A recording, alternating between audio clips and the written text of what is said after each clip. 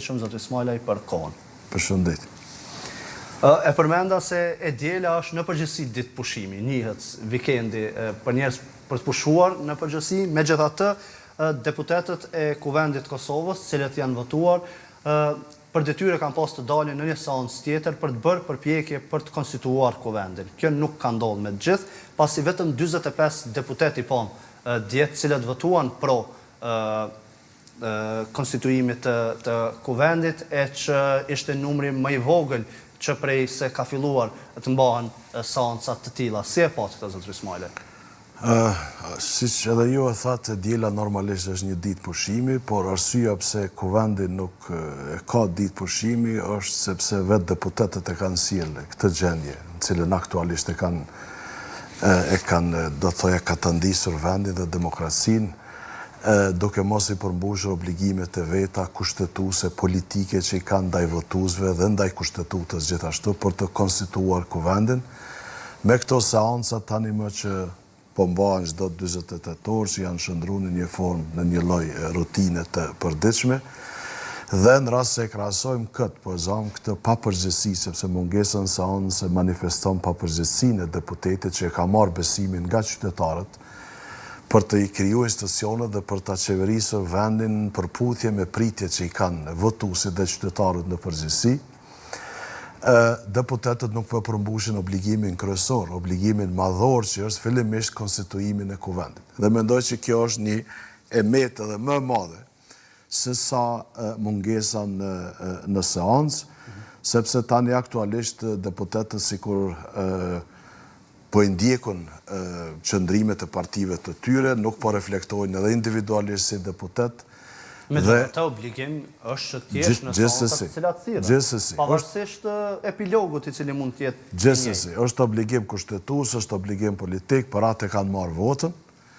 por gjithashtu në rast se e krahasojmë këtë me obligimin për ta konstituuar Kuvendin, që është një obligim i gjitha obligimeve, do thoja, mbi gjitha obligimet, atëherë, do më thonë, është vërtet një papërgjegjësi e madhe dhe normalisht që deputetët,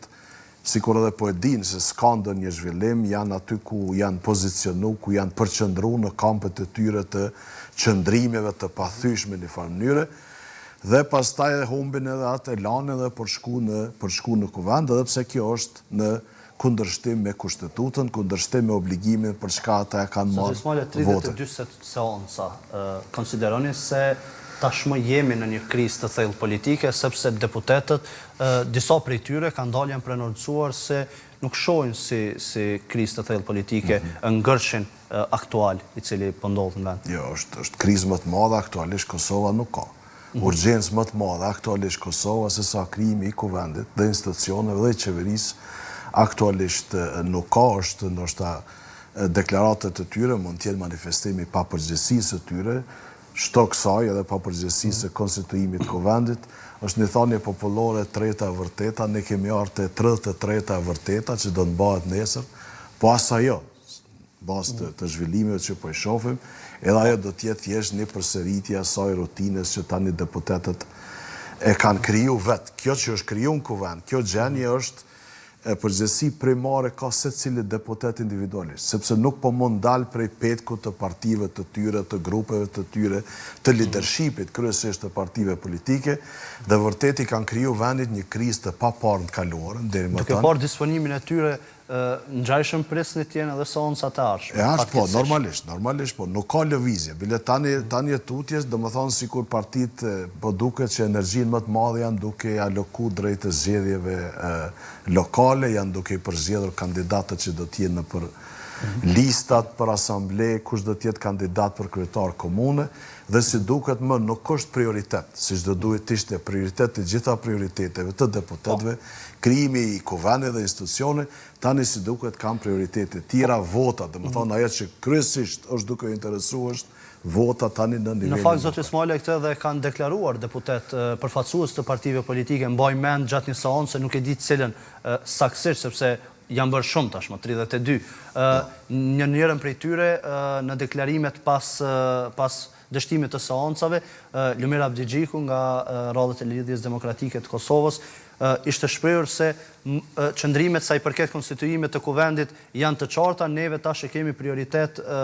zgjedhjet lokale, të cilat po afrohen dhe jemi duke punuar në atë drejtim. Ngjajshëm me të ka pas edhe deklarata të partive dhe liderëve të partive tjera politike. Si shihni, mirëmi ndoshta me diçka cilat padyshim se janë e nevojshme, mirë po ende kemi problemin me formimin e institucioneve. Kjo është tregues i problemeve të partive për të pasur çka është prioritare. Vështërsive që partitë i kanë, lidershipi i partive i ka për ta prioritizuar nevojat që aktualisht i ka shoqëria, vendi, shteti në përgjithësi, nëse për ta duket më prioritare zgjedhjet lokale që do të mbahen tetor, se sa aktualisht konstituimi i kuvendit që tani më po mbahen 30 e sa seanca, me këtë disponim partive duket se ato do të vazhdojnë të paktën ndoshta deri në zgjedhjet lokale ose edhe pas zgjedhjeve lokale, nuk e dim se deri ku mund të përfundoj, po vërtet kjo është një tregues i vështërsive, problemeve që i kanë partitë në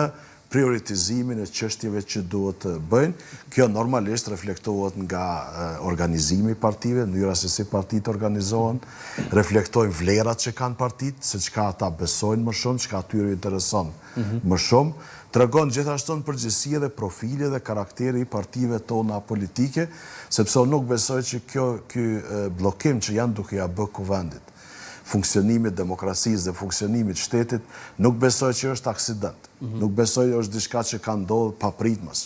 Mas madhe reflekton profilin e partive tona, karakterin e tyre, vlerat që kanë partitë. Po thoni se i konvenon dikujt kjo? Po dikuj konvenon më shumë, dikuj më pak, po pastaj gjithë përpiqen me përfitu nga kjo krizë në mënyrë